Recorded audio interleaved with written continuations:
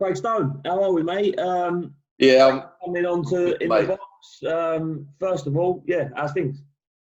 Yeah, good. Yeah, obviously been really busy the last couple of weeks, as you can imagine. So same as the rest of the world, mate. Yeah, just trying to kill a little bit of time and trying to find things to do. So at the moment, I think my whole house is completely painted white, and then next couple of weeks I'm going to paint different rooms and different walls, different colours, and see how I get on. Yeah, Oh, mate. it's a Just nightmare, innit? I think bored. the only good thing is I think everyone's in the same boat. So yeah, listen, this is why I've done something like this. Been keen to do something like this for a little while, and yes, what in terms of the timing, I think people will enjoy it. So people will probably know the format by now. I've asked you to pick your best 11 of players you've played with throughout your career. Yeah. I think you like others, you found it difficult. Took you a little while to get back to me. Come back to me now. You're 11, and yeah, I'm sure you're happy with it. What was your thinking behind it, Stoney? Have you gone for names, or have you gone for sort of players who just impress you the most when you've played? I just gone for players, but it was hard. First off, it was hard, mate. Yeah, when you think it's easy, like you think I play with so many players, like and obviously then some become really good friends, and you think really I'd like to have them in there, like because they're really good mates, and then you think, but someone I played with in that position was just unreal. Cool. I just gone with like people that have really stood out to me. Really, I've got a little bit of a mix in mind. Like I've got some that have gone on and played in the Prem, and I've got some that I've kind of come across in non-league that I think can go and have a good future. And some, obviously, a lot of them I've played in non-league clubs with and gone and played in the Football League. So a bit of a mixture. But, some are left out that probably should be in there, if that makes sense. But, you can only pick certain players and you think, I don't know, I'll go with that one. But, yeah, it's hard, mate, really hard. Yeah. Well, listen, you're doing a bit of coaching now, and we'll get onto that after we name your team. So, you've probably gone into it with like I keep saying, you've gone into it with your manager's head on there as well, so it's pretty well balanced. So, right, we'll start off with goalkeeper. Who's in between the sticks for you, mate? Jason Brown in goal. Yeah, he was, at the time he was at Gillingham, just before he went to Blackburn. He was obviously played for Wales. He was just, mate, shot stopping with his feet, vocally, he had everything, mate. He was very, very a decent guy as well. So professional with everything he done, the way he trained, the way he went about his business around the club and stuff like that.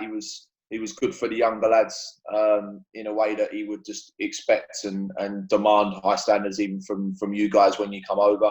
So the amount of I was on the receiving ends of a few of his moans, but they're all, when you look back on it now and when you get older, you realise that you do it yourself and you realise that it's actually beneficial, and it's how it should be. If you're going to go with a first and you're going to train and play with them, be in a group, you need to be the same expectations. So no, he was So again, it was tough. There's a few keepers that I played with throughout the time that Preston Edwards and Lance Cronin of non-league. I had some great times with them. So there's some keepers in there that couldn't quite get in there because of someone like Jason Brown, who's just, for me, was unreal. No, I was going to say that as well. Like, I know both of them myself, and I was even going to say I don't remember Jason Brown from Gillingham before my time there, but I remember obviously Simon Royce. I know you've asked me to give him a mention as well, and like I say, I don't remember Jason Brown, but I remember Royce, and Royce was superb. So for you to go with Jason Brown there must have been a great goalkeeper. Yeah, definitely. Right, he's in between the sticks. We've got the cat out of the way. Who is? We've got it's a back four. We'll work from right to left. Who is your right back? Yeah, so we've got Nicky Southport right back. Trigger. The guy's got a wand, as you probably know. You probably know Nicky quite well as well. He's got an absolute wand in him. His delivery and his right foot can do whatever you want him to do with it. So I put him more there because of his range of passing. I'd want him to get on. I'm not sure how much when I played with him, how much he could get on. So I'd want him to be a little bit more aggressive now, should we say, than he was back then. But no, his range of passing was a joke. And like I say, considering obviously he went to play in the Prem as well and had an unbelievable career. and will go and do the same. I would have thought as a coach as well, just because his knowledge and the people he knows and the levels he's played at. But yeah, I mean, technically he's probably one of the best I've seen, with his right foot, free kicks, dead balls, crossing from deep, crossing from higher up the pitch, was always like just put on the money all the time. So, and then, again, another a good guy that has helped me out quite a bit actually throughout the time. I still speak to him, helps him out in terms of coaching advice or just talk about football. And yeah, he's a bit of a family friend now as well. I've known him for a while, and his wife knows my wife and all that sort of stuff. So yeah, Trig was superb. Yeah, no, for me, like I say, I know him well myself, and yeah, great guy off the pitch, and yeah, probably one, even for myself, like probably one of the best crosses of the ball I've seen, to be fair, up close and personal. So off the pitch wasn't the sharpest tool in the box, was it? No, I had some stories about Trig, and literally about 2 days ago, I was following. I see he's on Twitter. I see his Twitter thing, and it come up with he's going to put his dartboard up, and he was asking like the right height that it needed to be at, and then about 3 hours later, he's like, the only person that could put a dartboard up without any darts, and he's on lockdown. So he's put a dartboard up. He's gone to all the extremes and put it up the right height, and he's got no fucking darts to play with. So he's absolutely had one. He's got a dartboard with no darts. And someone put, mate, absolute trigger moment, and I thought that was brilliant, mate. I thought it was brilliant. But yeah, literally takes it so well as well. But what a guy! Yeah, great guy. Oh, mate, he does take it well. To be fair to him, I think. Listen, he probably has to over all the years that he's a material that he's given people. To be fair, and we could probably do an hour on here with just stories about him. But you know what? I'll save some for when other people come on, other children players come on. They can. I'm sure plenty of people will know him, Runes. Yeah. No, exactly. But like I say, top player and top fella. So we'll he's right back. Who's left back for you, mate? Left back, Darius Charles. Okay. So I played with D at Ebbsfleet and at Brentford. He's playing on the left back for me because I've just got some very, very good centre half. So, but he had to be in there. From when I remember him at Brentford, and I don't know whether he'll appreciate me saying it or what, I don't know, but he was. I just didn't see the career he was going to go and have. If honest, like he was just. He was decent, but I didn't realise he was going to be that as good as what he is. If that makes any sense. Yeah. And then he come to Ebbsfleet just after his Brentford time, and he just seemed like a different player. And he just cruised through Conference Premier, absolutely cruised it. So strong, so quick.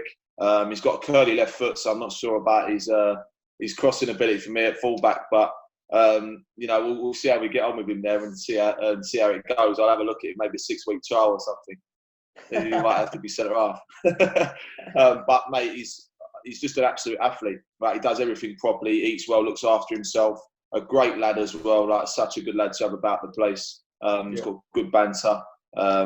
He doesn't take life too seriously, if that makes sense. So, but his ability has just gone from he's all right to good, what a player. Like he's one of those players that defensively you're going to struggle to get past because he's so strong and he's so quick. He's never really beaten. So he's for me at left back, like I say. He can do that job. He's played for when I was at Ebbsfleet with him. He played at left back when he was first at Brentford. It was more so where he was sort of coming through when I was there as more of a left back. He's definitely, to be honest, he's a better centre half. And obviously that's where he plays for Wickham. It's where he's had his good career, but he can still be a top player at left back. To be fair.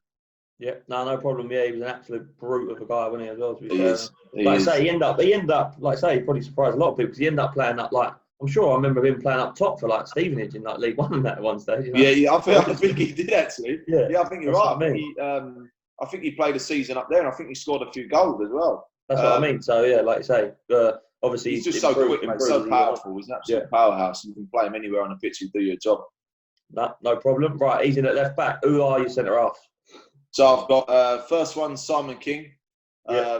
Probably the best centre half I've come across. To be hindered by injury to stop him having a career that he deserved to have, because he would have played in the Prem. I'm almost certain of that. Guaranteed he would have played in the Prem. He was the most composed, natural, left-sided centre half, all by Arthur Lee, who I've got on my bench. But Simon. He could play. He could head. He could kick. He could put it in channels. He could be composed and bring it on his chest. The game was easy for him at League One level. The game was just a stroll in the park. And like I say, he would have gone and played a lot higher if he didn't have a freakish injury. I think it was. If I remember rightly, it might have been a pre-season thing or something like that. It was something silly on his ankle that just didn't. It was just a freak thing that never ever got any better. And like I say, I still speak to him now, and from time to time, and you always think like such a shame kind of thing. I think he's. I'm not sure what job-wise he's doing, but when you think of the career he could have gone and had, just to be taken away probably with just a one-off incident that injured him, that ended up being in the situation he was in. Because again, another great lad that deserves so much more. He was committed. He was just a nice guy off the pitch.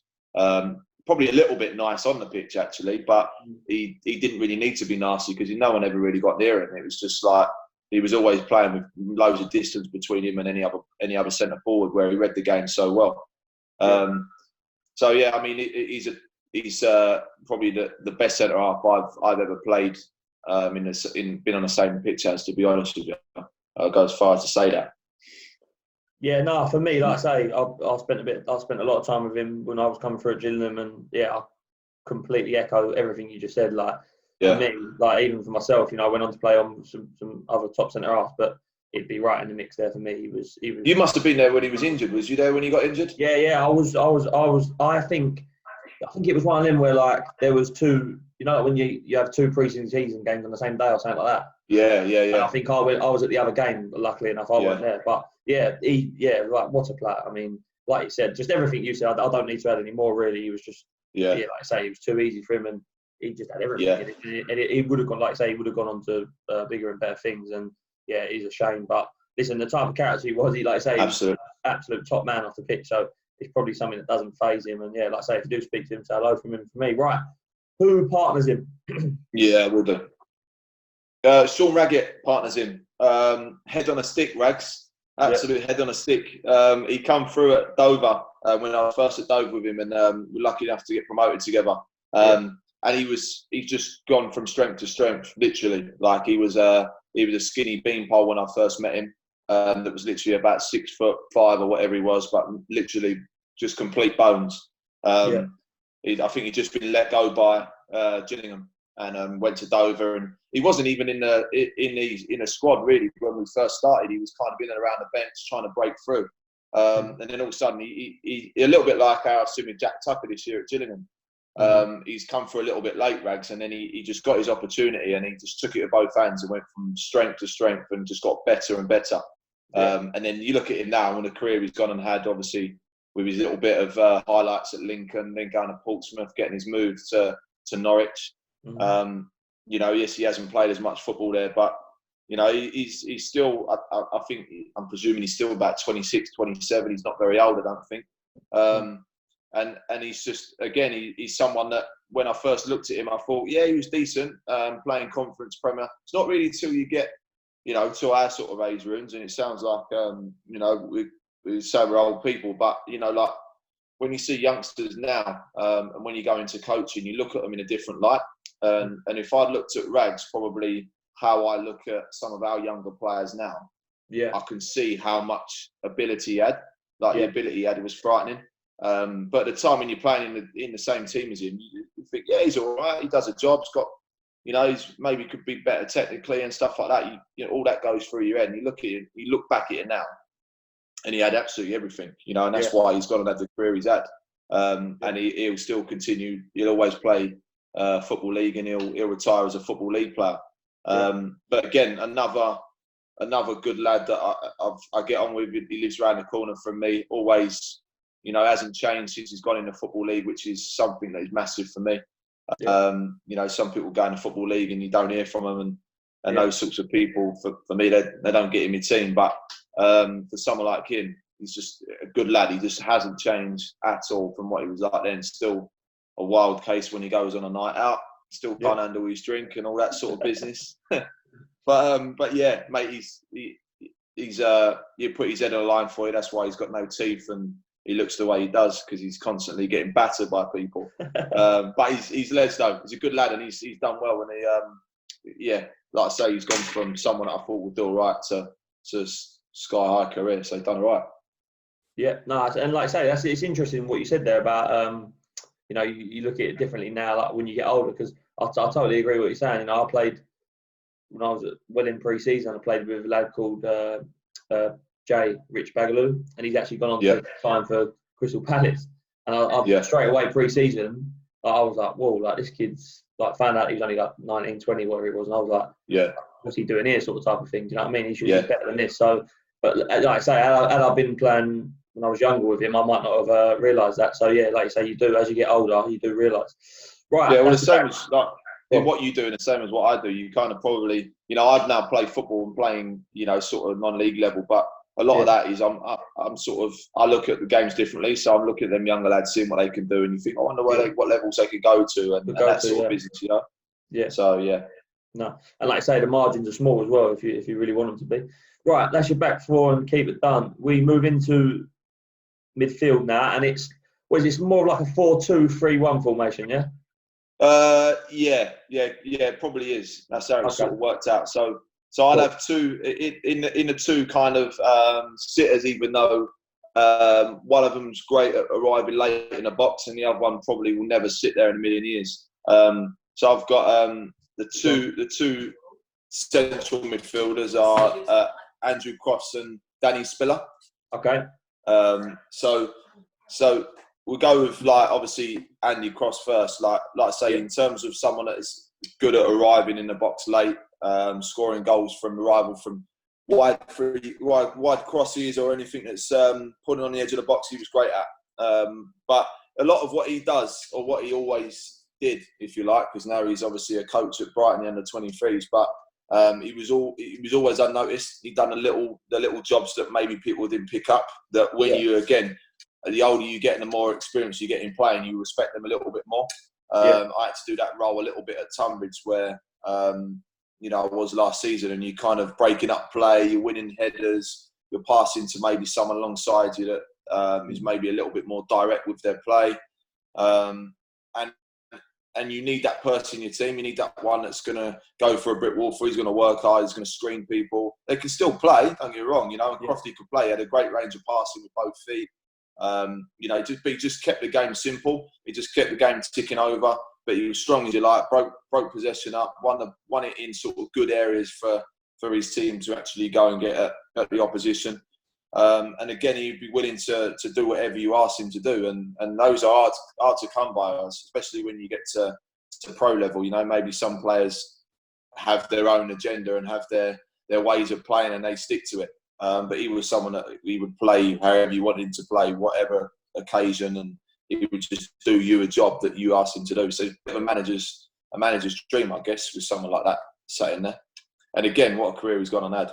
Yeah, no, yeah, absolutely. Like for me as well, when I was there at Gillingham, like one of the fittest players I've ever seen. Unbelievable. What a great professional and stuff. And for me, just on Crofty, I think in terms of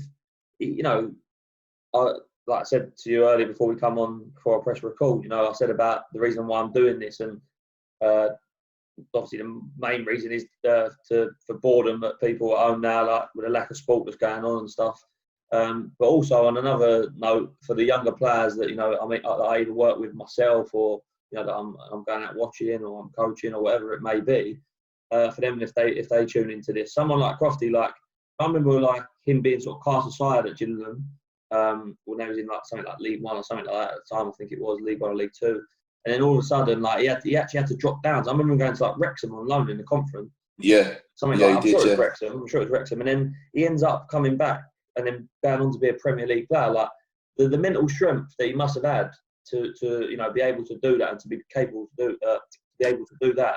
For me, like I think that just goes to show like what some of these lads coming through are going to need to do. Because for me, everyone thinks it's just about your ability and stuff, but for me, the mental side of the game is massive. Yeah, I mean, he was at that time. Obviously, he wasn't really playing much at Gillingham, and Mark Stimson didn't really fancy him for whatever reason. Yeah. And he wasn't playing, and it was his decision to. I mean, he was out of the window, something like that, so he couldn't go on loan to anyone in the league. No, of course. But he was so desperate to play football that he went out on loan, obviously, to Wrexham in the Conference National. But that's what I mean. For him to back himself like that, and say, you know what? Because a lot of other people would have just potted up, wouldn't they, and just gone, oh, I'll wait till the window opens and whatever. Because you could go down to that level, and then all of a sudden, you know what it's like. Some people drop down thinking, oh, it's all right, I'll have a season there or whatever. But for him to go down and do that, and then go on and make himself into a Premier League player, for me, that just shows, obviously I know the guy, so I know what he was about. But for me, it's what you need in terms of if you want to achieve something in football, Yeah, and he was one of that sort of type of player as well. When we talk about young lads, he was like, you'd open up his fridge, it'd be full of just water. All he'd have is water and fruit. The guy that he never ate anything, bad, unhealthy. I'm not saying and it doesn't mean you have to. That's the only way you're going to get by, because I know lots of people don't. But he was just like completely focused, and the only thing that really mattered to him at that time was football. Yeah. He never went out never really met in family occasions. Obviously he's my wife's cousin, so I see firsthand that in terms of going out for family occasions and stuff, he wouldn't even attempt them if he had like a game the next day and stuff like that. Which even that's even a family are then a bit like, is he sure? Like, he can't even turn up for this, and it's you end up sort of cutting a lot of ties. But at the end of the day, if that's how you believe he's going to get you by as a footballer, then you can't argue that it's necessarily wrong, because when he's gone and played in the Premier League and done what he's done, then you can't turn around and say, well, he should have gone to Pie, should have gone out for a night, he could still go and do all that. It might not have been for him. It's just one of those things. You can't question it when it's been successful for him. No, of course. Right. Alongside him, who have we got there? Danny Spiller alongside him. I wasn't lucky enough to play with him for that long.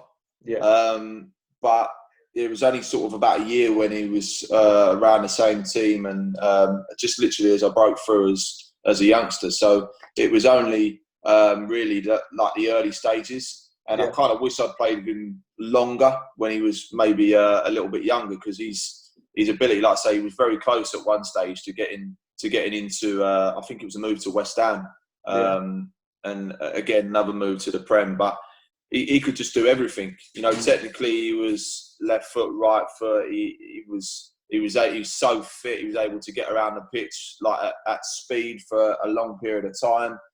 He was brave in a tackle. He would be able. The spring on him was unreal, considering the size of him. He was able to get off the floor and get off the ground really well and compete with anyone that he was up against. He was just he just had all the attributes. And obviously in this system, I'd want him to go and get on the ball, and that would be perfect for him in that role, because he loved all that. He loved being involved in the game whenever he possibly could. He was kind of like I call him players like a busy player. He was just busy. He was just everywhere. If you didn't have the ball, he'd be hunting people down. If you had the ball, he would be trying to run around. Maybe sometimes we teach players now, so sometimes just to stand still, but he would be everywhere trying to hunt for the ball, trying to be involved in it in some way. And when he was obviously just before he got he was going to potentially get a move from West Ham, Gills fans absolutely loved him. It just goes to show that the injuries that he sustained, he still ended up getting a move to Millwall from Gillingham, which was like everyone is expecting maybe to drop down, and he just had a sideward move again to another top club. So just goes to show when he was going through his peak, just how good he was. Yeah, and loved the night out, by the way. Absolutely loved it. I was about to say, I don't think he'll be with Crofty and turning your night out down when you. Mate, I experienced some very, very good nights out of him. I was obviously I broke through as a 16, 17-year-old in Gillingham, and so I was around the first team squad at 16. They were all, Spills was going out, and Brent Sancho at the time was there, and he loved the night out as well. And they were like, Stoney, come on, you coming out? I said, I can't, mate. I'm only 16. There's no way I'm going to get in. He went, you don't have to worry about that, mate. You don't have to worry about Maidstone. I think Spills' favourite line was, I literally run Maidstone. So wherever you want to go, you're in. And it was what he said was true stories as well. Literally, he had that whole place on, on lockdown, shall we say? But he, mate, what a great lad! Like I say, he was considering again a youngster coming through. He just included everyone in the group. He was just like full of energy all the time on and off the pitch. And now that's why he's doing the job he's doing, and now he's a multi-millionaire because he's just so sociable and approachable for people. So I'm not surprised he's doing as well as what he's doing. Yeah, no, for me, totally echo everything you said there as well. Like, everything you said on and off the pitch.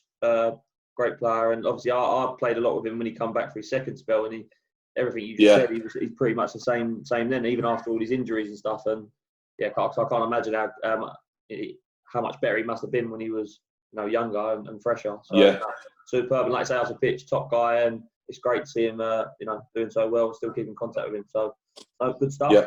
Right, we'll move on to the three in front of them then. Yeah. So this is this is where it starts to get lively with these boys. So we got, and this is where it becomes tough. To be fair, they're always the ones that take a little bit more of the limelight, don't they? But these are the ones that are going to sort of win me games and excite my fans, if you like. So I've got on the left. We'll go on the right. On the right, I've got Matty Godden. I was with Matty at Ebbsfleet. Obviously, he's a local lad. Lives sort of not far from me. So as soon as he come into Ebbsfleet, he was kind of a guy that I got on with really well. And it's a little bit like the Sean Raggets and stuff. He was younger when he come into Ebbsfleet. I was a little bit older than him. Obviously, he kind of come in and he thought, this lad's got a bit. He's got something, and he's just gone again from strength to strength, and his career has just gone again, rocketed, shot uphill, and he's now banging goals in League One. And I'm not surprised. When he was at Ebbsfleet, the guy just knew where the goal was. His movement was superb, and he was always looking for spacing behind people, always on the move. He's one of them. I play centre half now for when I play at Hastings, and if I was up against him, it's a problem for me. He's moving, he's always pulling off you. He's looking to go in the spaces behind you, and that's a pure headache. So that's kind of why he's in that position for me, because he'll support the lone striker. He'll look to get forward, but he'll also do his work sort of defensively as well. He's not just a centre forward that knows how to score goals. He'll work his nuts off for you. And like I say, I'm not surprised at all that he's banging goals in League One, and who knows, he could potentially go and play in the Championship. Yeah, no, I was going to say that he's been mentioned already since I've been doing this and stuff, and I was actually, you've answered my question, because I was going to say, do you think like he's doing that well at Coventry now in League One? Do you think he can go on to another level? But you've obviously answered that, and you said I do think he will, mate. I do think he can. Yeah. And to be fair, I said earlier as well. I said to the guy who put him in his team, I won't give it away just yet, but hell of a golfer as well. Yeah. You what? Say again. Hell of a golfer, good golfer as well. Yeah, he loves his ways. Yeah, he's one of them. He's a bit of a posh boy, isn't he? So he plays a little bit of golf and a bit of football. He's a stereotypical kind of footballer with a good background. He goes and plays golf and all that all the time. So up for him. That's it. Good at everything. Yeah, he is. Right, go on then. Next one. So on the other side, I've got Matty Jarvis on the other side. He's probably the best player I've ever played with, mate. He's like the days when he was at Gillingham, honestly, he was like, he managed to get, the only one I've managed to see to get 8,000 people as soon as he touches the ball to stand up, expecting something to happen. Yeah. Like, he was the quickest player I've seen and travel with the ball at pace. Yeah. Like, he's not just a kick it and run it, he's a run with the ball at just unbelievable pace. Yeah. And then has had the ability to then be able to run at that speed and pick someone out, have decent cross or great end product. Like I still say, he will always be, because I'm not going to reach the levels that obviously to play any higher. But he's the best player I've ever played with. And to see him in training, once I remember doing a bleach test with him, and it was pre-season under Ronnie Jepson. I'd just gone back like as a 17-year-old, first year pro, or second year pro, but sort of like the first time done pre-season with them, and I thought, you know what, I'm in good shape here. I'm going to get fit. I did all right in the bleep test. I finished quite late, but he was still running by himself, bleep to bleep, for about 5 minutes after everyone else had finished. He got to some ridiculous level that in the end, Ronnie Jepson went, Jarvo, just stop. And he carried on. And in the end, like, Jepo had to get mad, like, a little bit. He was like, just like the rest of them standing there getting cold, like, stop the tape, like, just stop it. Because he was, honestly, he was a machine. He didn't play that much further after that, because then he got his move to, I think it was Wolves, I think, for there, weren't it? So he got his move to Wolves. And I'm not surprised. The only thing I'm surprised about is he didn't play more games in the Premier League, because he should have played. He should have played more. He should have played more in the more for England. But you know, another one that's just been hindered a little bit by injuries. Maybe that's down to how quick he was. But again, you're talking about Crofty earlier about model pros. Yeah. He was the model pro, and I still see he come into Gillingham at pre-season, and he's still the model pro now. You know, he's still doing exactly the same things he was doing. Does all his prehab beforehand, warms up properly, trains hard, does a little bit afterwards, does all his recovery properly, eats well, still looks like ripped to shreds. Still desperate to play football. You know, he's gone to Woking, and I can't believe he's playing. You know, no, that's not even disrespecting 11, but I can't believe he is, because he's still got so much to offer that I'm surprised the Football League side hasn't snapped him up. I really am. Maybe that's through choice rather than through options of Football League clubs. But yeah, he done everything properly. Everything was spot on. So when he come back that fit pre-season as a 21-year-old, 20-year-old, knowing that obviously he had a big future ahead of him with Wolves and had a few interests in the summer. He's gone and had a real good go at it, and look what he's achieved. And I believe he was due to almost get released from his apprenticeship, which is crazy when you think of where he's gone to now. I believe it was close to. He was a bit of a middle of the ground, if you like. He wasn't a top lad at until his last apprentice year. Yeah. No, listen. I mean, I'll pick up on two things about him there, because for me, like, you know, even when I was there, everyone used to talk about him. I don't remember him it was well before my time at Gillingham, but I remember everyone used to talk about him and say, you know, what a player he was and stuff. But for me and the young players listening, you know, and I know obviously you're involved there, and we'll get onto that afterwards. For me as well, like you're saying there, he's probably the most talented player you played with. You're saying he is the most talented player, and then you're saying that, you know, he's probably one of the most hard-working as well. You know, to try and explain to these younger players come through now, and it's probably even more important now to be more, you know, to be professional than it probably even was back then. You know, you've certainly got to have both sides of it, haven't you? Yeah, you have, and I think at his time of coming through, he wasn't the most technically gifted player you're going to come across. He made himself better and better. He just made himself into the player he is, and players probably think, or young lads may think, you know, like I am what I am, and I can't necessarily get any better, or you know, I'm good at this, but I'm not good at that. And you hear that a lot, like I'm not very quick, or I'm not really great off my left foot. I'm not very good with using my left foot. And it's like, well, you can get better at it, and it's like it's entirely down to you. And it's those ones that actually understand that and realise that early, that it's the opportunity is in their hands, and it's down to kind of what they want to do with that. You know, it's those ones that do that succeed for long periods of time, and actually do go and get better and go and play at these levels. You know, you go through a lot of the ones we're talking about in my team. You know, Sean Raggett that did that, in Darius Charles that did that, Matty Godden and Andy Cross, Matt Jark, they've all gone and done that. They're all probably players that, when you look at them at one stage, could have probably slipped out of the net slightly. You know, and not been amongst the group they're in. And the careers they've gone and had, you know, is purely down to them, down to how much they wanted it. You know, you see Sean Raggett running around Gillingham, you know, trying to get fit in the off-season, you know, because he wanted it. You know, he wanted to go and get better. And so yeah, I mean, like I say, Matty was top draw for that. And some he is, like you say, if these go out to younger viewers and younger lads that are trying to make it in the game, you know, you've got a team full of players that may be certainly on my team. I'm sure you've got loads of rooms that come through. In my team, there's a lot of players that you maybe wouldn't have thought were ever going to get the stage they're at. No, yeah, exactly. And like I say, you like I say, I wanted to pick up on two things. You've answered the second one for me there perfectly in terms of the margins that are smaller than you think. Sometimes it's just about putting that little bit of collar in. Right. Yeah. Front two. I believe we have like a number 10 and a number 9. Yeah. Yeah. So I got a number 10 just playing central, just off of a big man, and Michael West is that lad.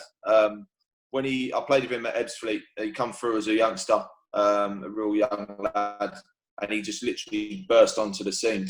And he was unreal what he could do with a football.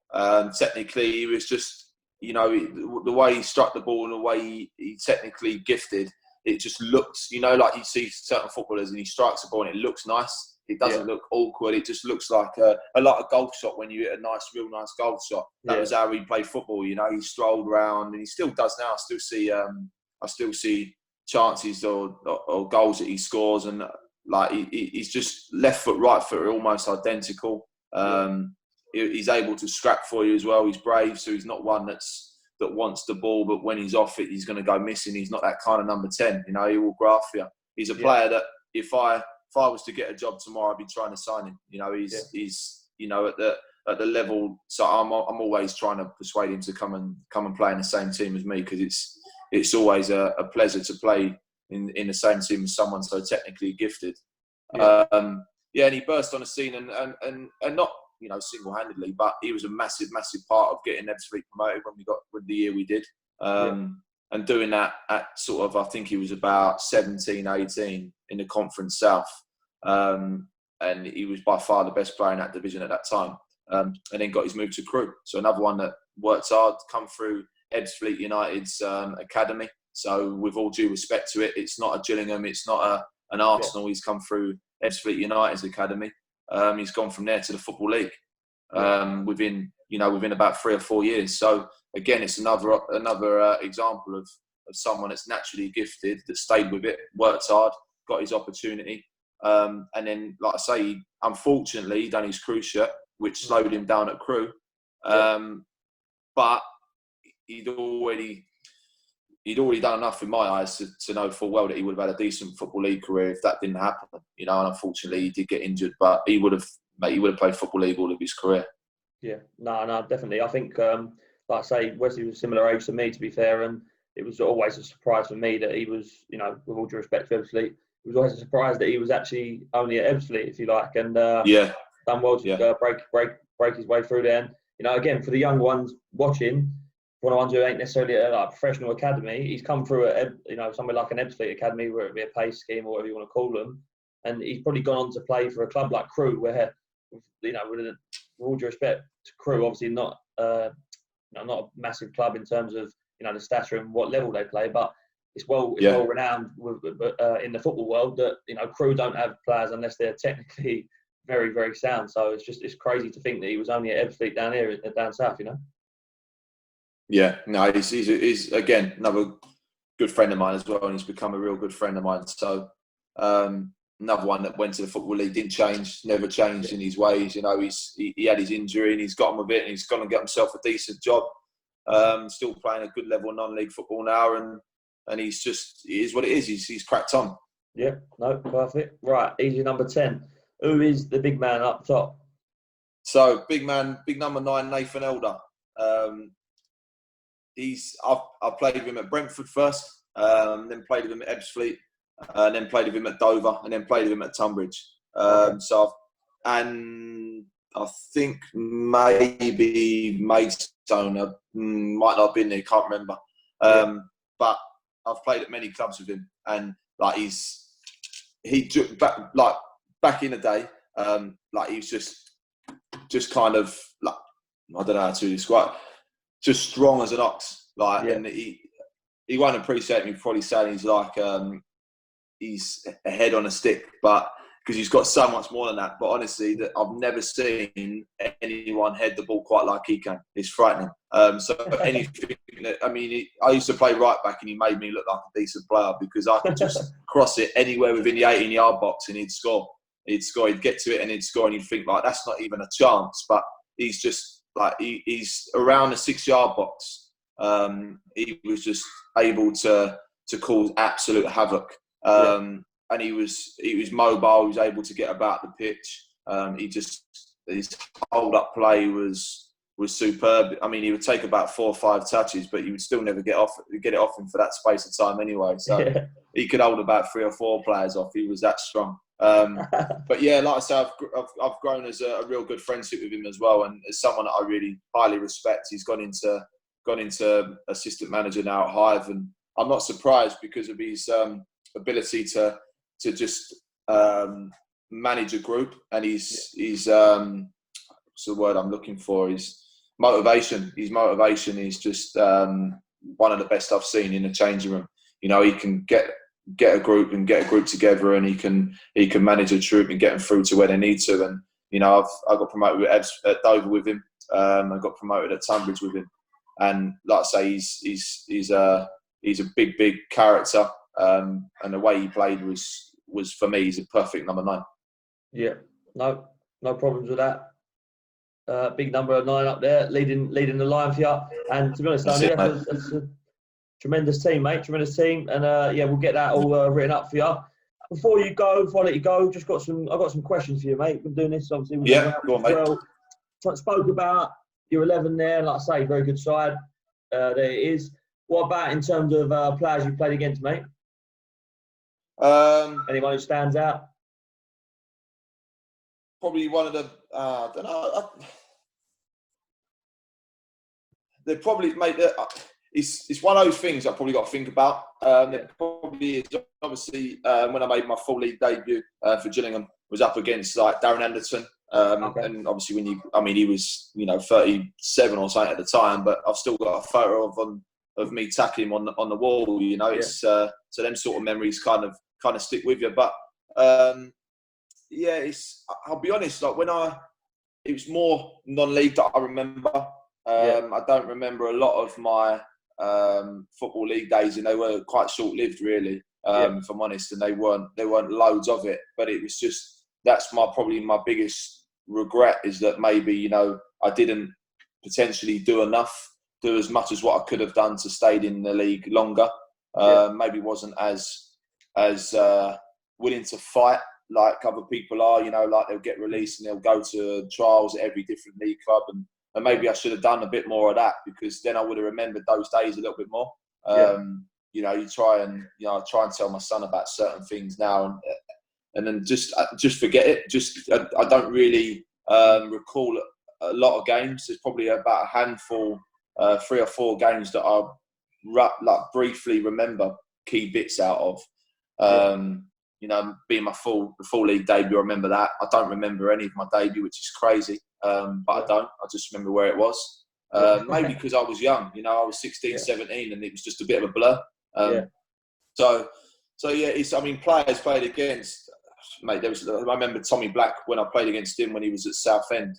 I played about 25 minutes and got dragged on Boxing Day, and it was probably my biggest humiliation.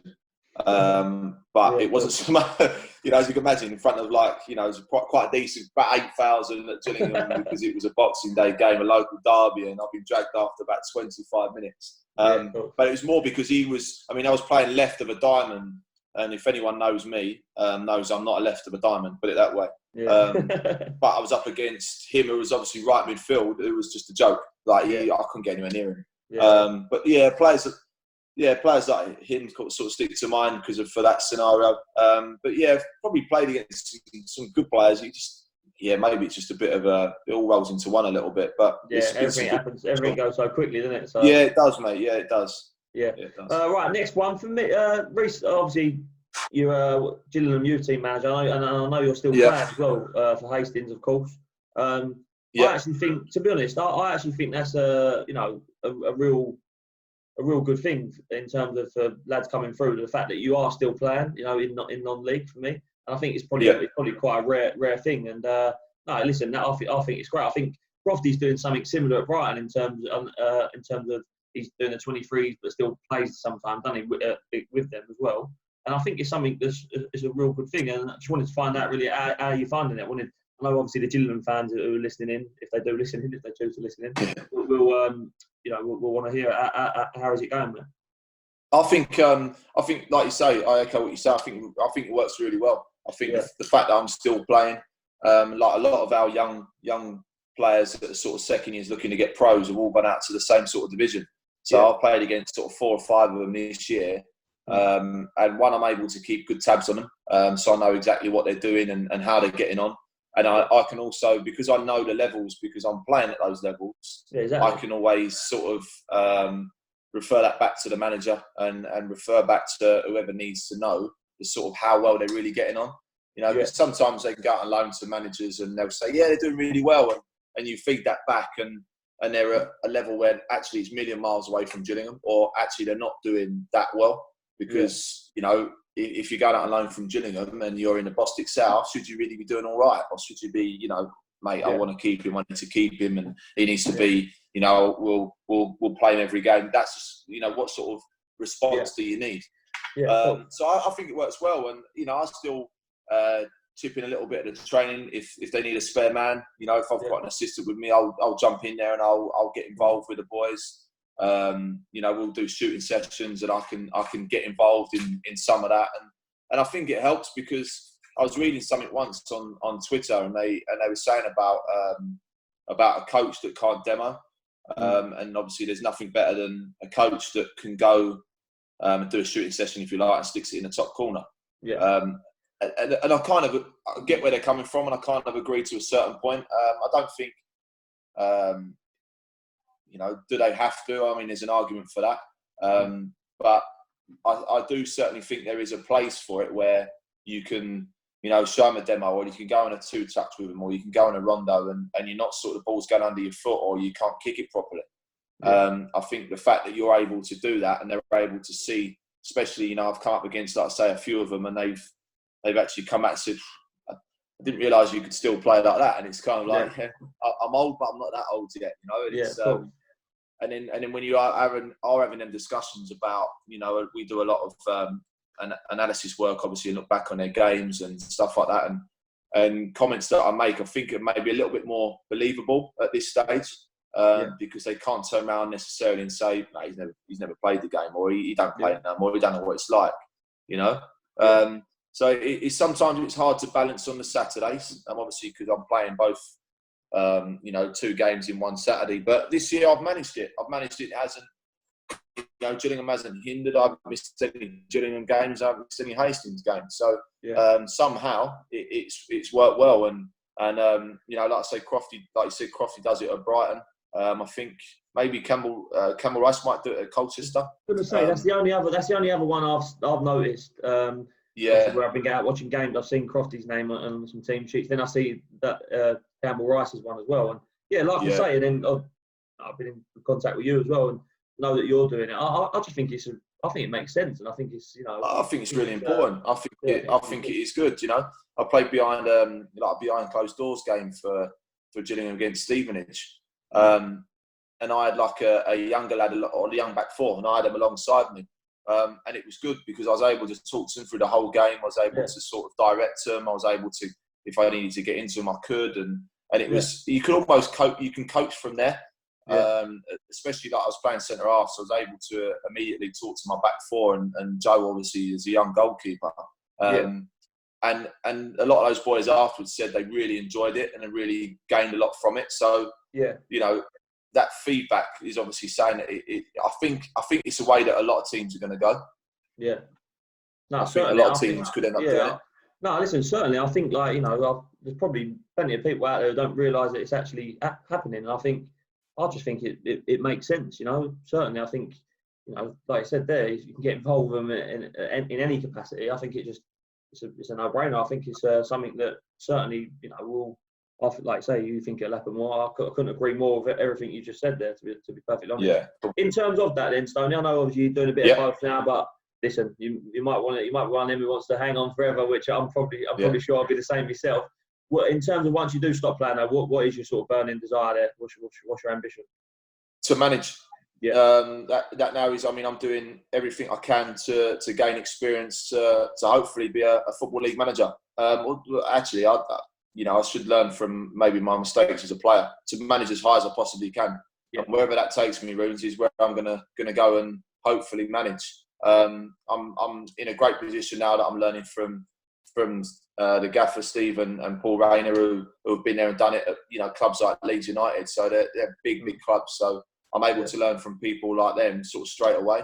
I've done the coaching at grassroots. I've done it at younger age groups. I've done it at academies. I've done it sort of up to first team level now. I've been doing it at Hastings this season, and obviously being involved with the first team setup at Gillingham, because you got Steve, Paul Rayner, Simon Royce, then you got James, who's strength and conditioning, and then myself. So get to have quite a good amount of input that allows me to learn, allows me to gain experience.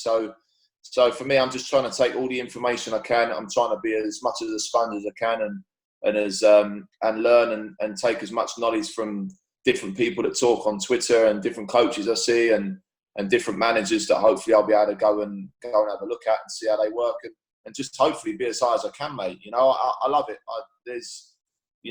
For me, I'm now at a stage where I love coaching as much as I do playing. Yeah. And people say like they don't know if they want to go into coaching, and I definitely do. I went and did my A license with some top like people and professionals like Luis Garcia and Bruno from Brighton, and Gabby Bonhor I still speak to and are now friends of mine. But they said to me on the course, I don't really know why I'm here. Like, I'm finding out if I want to be a coach, and whether I want to do it. Whereas I've known since I did my B license when I was 19. I knew then I wanted to be a coach. Yeah. But now I'm kind of ready to go and do that and to do it properly and to throw everything into it. Yeah. So hopefully, mate, that's the ambition, is to maybe stay at those high levels as a coach more than I did as a player. That's the aim. No, definitely. I think even just the way you talk about the game and stuff, and it makes total sense. And see no reason why you won't be able to do that. And listen, it's a great start for you there. Being so young, being a youth team manager at such a good club like Gillingham. And like you said, you mentioned Steve Evans there. Like, I played under him myself at Rotherham. Top guy. He comes in. He gets a lot of stick from other clubs and stuff, but. Listen, I know him personally really well. I've actually to work with, mate. To work with as a bloke, he's great. I've caught up with him a couple of times since he's been down at Gillingham as well, and he's a top guy. So someone good to learn off there, mate. And listen, mate, that's it really. Wrapped it up for us, just on time as well. Just under an hour there with you, mate. Thanks very much for coming on. Great catching up, and like I say, hopefully it's not just Gillingham fans. I know there's a few non-league clubs you've played for there who I'm sure the fans will tune in. It's a perfect time. Everyone's at home, starved of their football, and not just football, starved of sport. So something like this, all the fans can tune in. So I missed that. Say again. That's cut out now, isn't it? Stoney, still there? You back? So I'm with you. Sorry, you was talking in stages then, mate. That's all right. We managed to do that long without it going all crazy. What exactly. Did you say, sorry? To be fair, mate, hopefully he can sort it out for me. The guy, Ollie Thorpe, top man, who's been helping me out, because to be honest, mate, I am absolutely useless when it comes to technology. So he's been, I don't know how he's put up with me the last week or so trying to set this up. But I was just saying there, in terms of, hopefully as many people can get to watch this. Like I said, whether it's people, just fans who are bored at home and want a bit of material where they're starved of football at the minute. And like I say, also the youngsters tuning in, to just get nuggets of information from someone like yourself who's coaching. Yeah, mate, it's a pleasure. It's been a pleasure. I think you're doing a great thing. Whatever however far it goes for you, I think it's superb, and I'm obviously going to look forward to seeing. I see you've got a few big names lined up already, so mine will float around in the bottom of that somewhere. But I'll be watching the other ones that you put on there anyway. That'll be good. No problem, mate. Like I say, everyone's welcome. Anyone who fancies it, who gets in touch and sort of likes your one, just send them my number, send them my details, and we'll get them on here, and we'll try and get as many done, within the next 3 or 4 weeks. Right, it's a pleasure, mate. Take care, and I'll speak to you soon, yeah? Yeah.